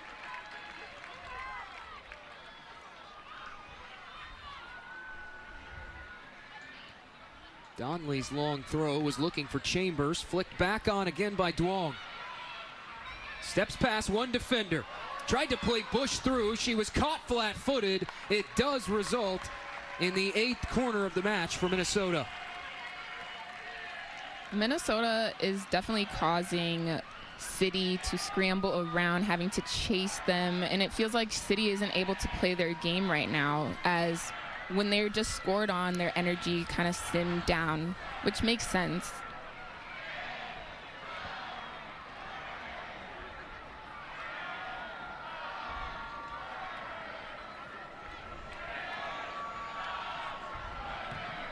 Long whips it to the far post.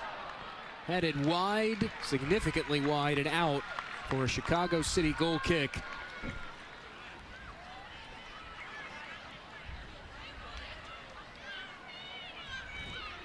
Even with the goal off the penalty, it really feels like there have been very few, very seldom moments this Chicago City team has been in control of this match. Aurora, as Wirtz fires from distance, and it's gloved down by Vipinski for another Minnesota corner. Aurora have simply dominated from start to finish. Yeah, they've been making it so tough for City to get any sort of chance, but that is showing how Colette Montgomery has helped build such a strong team, and they play so well together, and having that bond, as we always touch on, just gives them that extra edge over these teams that they've been playing in this division. Aurora, one of 12 remaining unbeaten teams this season, trying to stick amongst those ranks. Line drive cross. Wickers headed off the line by Chicago. Wirtz fires from distance again. The rebound is loose, but the flag comes up.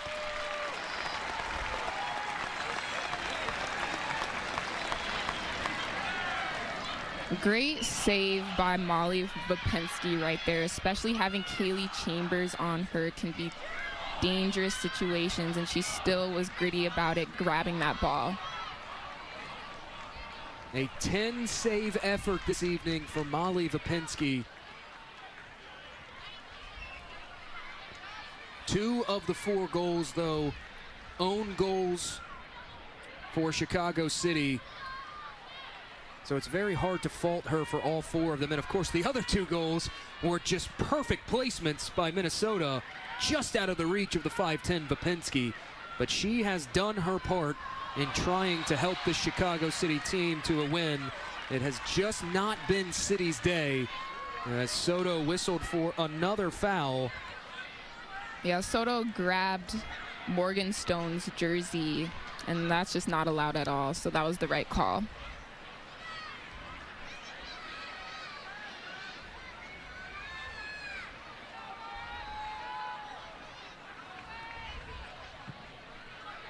Sattler swings that out wide. Wirtz forces a clearance from Crotty for yet another corner.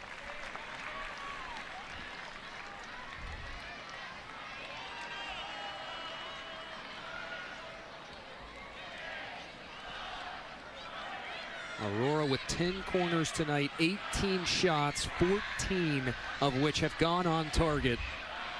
Meanwhile, they've held City to just 3 total shots tonight. Taylor Kane has made 1 save.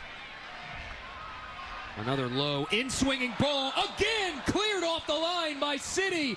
Wirtz goes high. That was a save by Leah Crotty, honestly. If it hadn't hit her chest, it would have been a goal. I am a staunch believer, as we take a look at it again, that a player that's not a goalkeeper who makes a save like that should be credited with a save. I will beat that drum until the day I die. I agree. Aurora making 3 late changes. Casey Laurie, Sophie, and Lily French subbing on for the first time this season. The French twins playing alongside one another.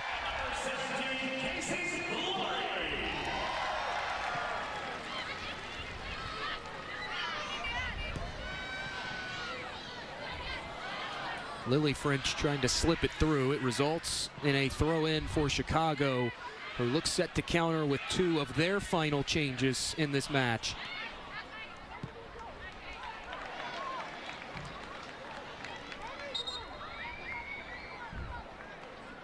Alya Grodion, the future UIC Flame, part of the Bosnia-Herzegovina U17 national team, will come on, as will Courtney Whiteside, one of the few third-year players for Chicago City SC. Colette Montgomery has talked all season long for Minnesota about having a professional performance, taking it one match at a time, and giving each opponent the respect they deserve. Aurora has not had an off night today. That just shows you how their trainings, their preparation, they've been completely committed to facing up against this Chicago City team. City trying to build something here late through the middle. They were looking for Nemec. It was cleared away by Wickers.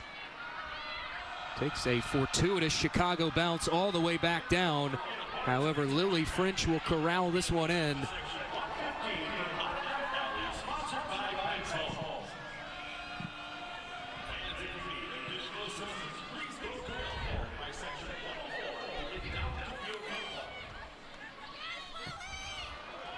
Hoofed back down by Katie Duong. As a reminder, Twin Cities Orthopedics and Training House, powered by TCO, are proud to be the official sports medicine and performance providers for Minnesota Aurora FC. Training House, with a flagship location in Eagan, is an elite athletic performance and recovery philosophy that is unparalleled in the Twin Cities. Utilizing innovation, science-based methods, our industry-leading team of experts work together to form a personalized approach for the athlete. Collectively, we establish a foundation for athletic performance that promises to challenge, inspire, and produce real results. For more information and to find locations, visit traininghouse.com.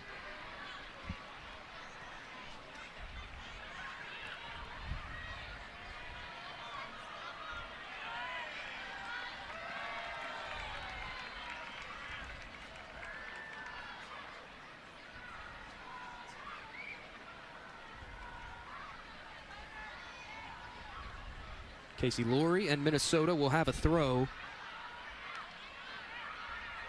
Cleared out, corner coming for Aurora.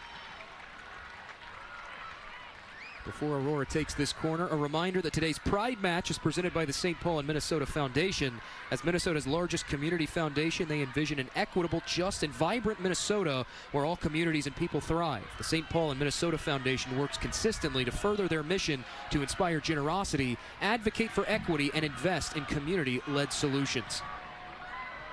Long hangs one high to the back post. Stone got to it, but it tangled her up, and Minnesota will have a throw. Maya, there is peaking at the right time, and there is whatever Minnesota Aurora is doing right now. In line for their 6th consecutive victory. As Wirtz hooks one in, and it goes off the defender for Aurora's 12th corner. Aurora has just made it so hard for Chicago City to defend and get any sort of footing on the ball. They are just ready to attack, attack, attack, and that is what Colette Montgomery wanted her team's mindset to be.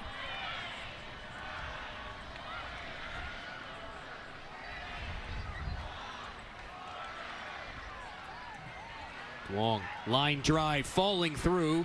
French will poke it back out wide. Duong can't run it down. You and I both talked about this following the draw against Chicago City, entering that RKC match. And after 2 draws in their first 4 fixtures, you and I both agreed there was somewhat of an anxious energy, maybe not amongst the team, but amongst the fans, just in the air here at TCO Stadium. And since that win against Rochester City, Aurora has flipped the switch in the snap of a finger. It is truly impressive the way they have turned the corner, and they are undoubtedly a team that nobody wants to see here in 2 weeks' time come playoffs. all they needed was that practice and preparation and that experience at TCO Stadium playing RKC and all these different teams that have different levels of play. And they're just able to now show that their game plan is going to help them get on top and score those goals and have them be the stronger team because they know they are.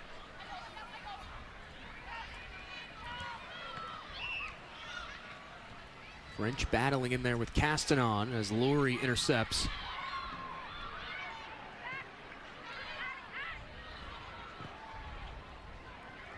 Aurora has done it a bit differently this year. Last year, as the advantage played for Minnesota, it was the high-powered offensive attack. This Minnesota team has been a tad bit more defensively focused than what we've seen in years past for Aurora. They have become a more balanced team, doing it both bludgeoning you with multiple scoring attacks and then also, as we mentioned earlier in this broadcast, just shutting you down defensively.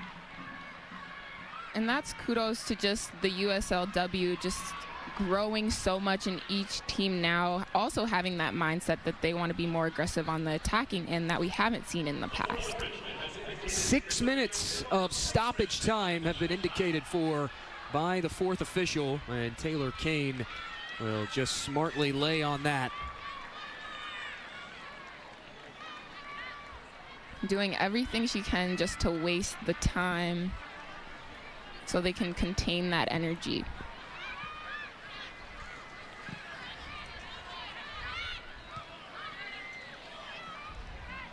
As we come up on the final few minutes of this contest, Sophie French coming out of a crowd with it, connecting with Lily French, our player of the game, presented by the Star Tribune, Mariah Wynn, for her efforts today, officially getting credited with 2 goals. Back to Duong, top of the box. It falls through, cleared away by Chicago City. Mariah Wynn, who has been a thorn in the side of City SC in years past, had a goal last year in that 7-0 rout here to end the regular season. Bags a brace today. She is our player of the match, presented by the Star Tribune. Headed back on by Morgan Stone. Aurora not giving up quite yet, still looking for more. And it is a goal kick awarded to Chicago City.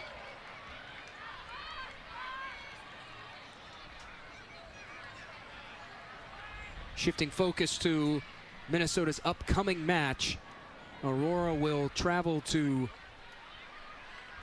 the land of cheese and milk and dairy, Wisconsin, to take on Bavarian United, who Aurora just saw 2 nights ago. And they finish up with RKC, Third Coast in Racine, Wisconsin.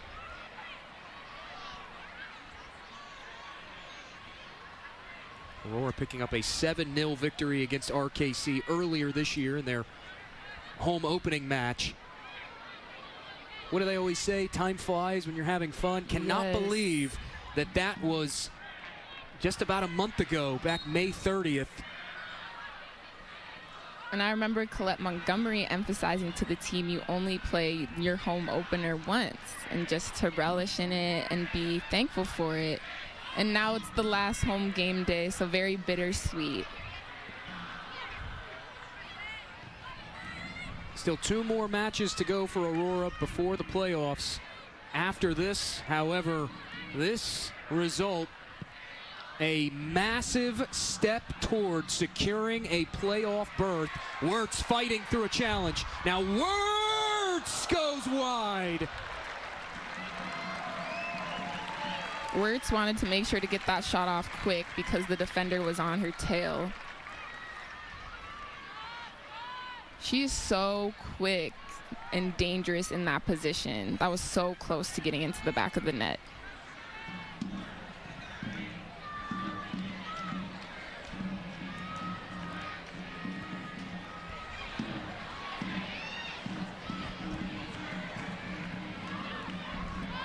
French nifty move.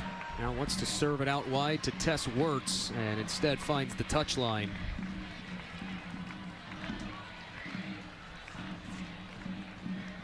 4 teams have clinched playoff spots in the USLW this season. Florida Elite, the first to do so, winning the Southeast Division. AHFC Royals clinching the inaugural Lone Star Division crown. However, they have lost their goalkeeper, Sam Estrada, to the ranks of the USL Super League, signed by Dallas Trinity. But they continue to chug along and keep winning. Indy 11 did clinch the Valley Division with the aforementioned 1-1 draw against Kings Hammer. And on Thursday night, Colorado Storm clinching the Mountain Division. Mathematically, the division still not officially locked up today. However, Aurora, after today's win, once this goes final, could finish with a max of 32 points. They will move to 26 with today's victory. One more win will officially lock things up for Aurora division-wise. However, mathematically, and admittedly I am not a math whiz, that is why I became a journalism major in college, but mathematically it appears as though Minnesota is in the playoffs with today's victory. Chicago City, as we mentioned though, and a whistle and a foul. As we mentioned earlier, though, Maya, still with some life. They will need some help in addition to a win against River Light in their final derby matchup. Yeah, every game from here on out is so important to each team, and I feel like that's why we see that extra fight here on the field.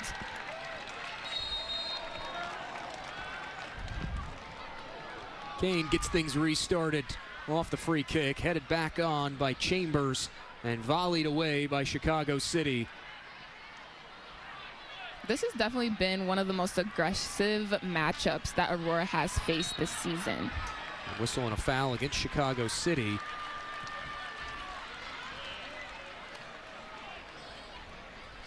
Donnelly had pleaded her case earlier on a jersey grab, did not get it, and you see just the smile on her face, finally getting her request.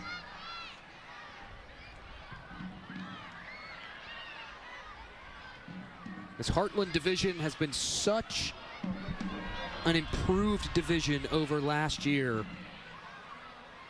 These top 3 teams, Aurora, Chicago City, River Light, those are all 3 teams that play like playoff caliber teams. As Works, it slipped through to her. Works, low cross, cut out by Chicago and cleared away. The final act at TCO Stadium for the 2024 regular season. Minnesota Aurora, a 4-1 victory over Chicago City. Aurora now with a 4-point cushion in the Heartland Division table. One step closer to the USLW playoffs. A dominant performance on a soggy Saturday in the Twin Cities.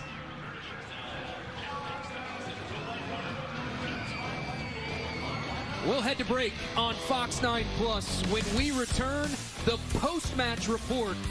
Minnesota wins 4-1.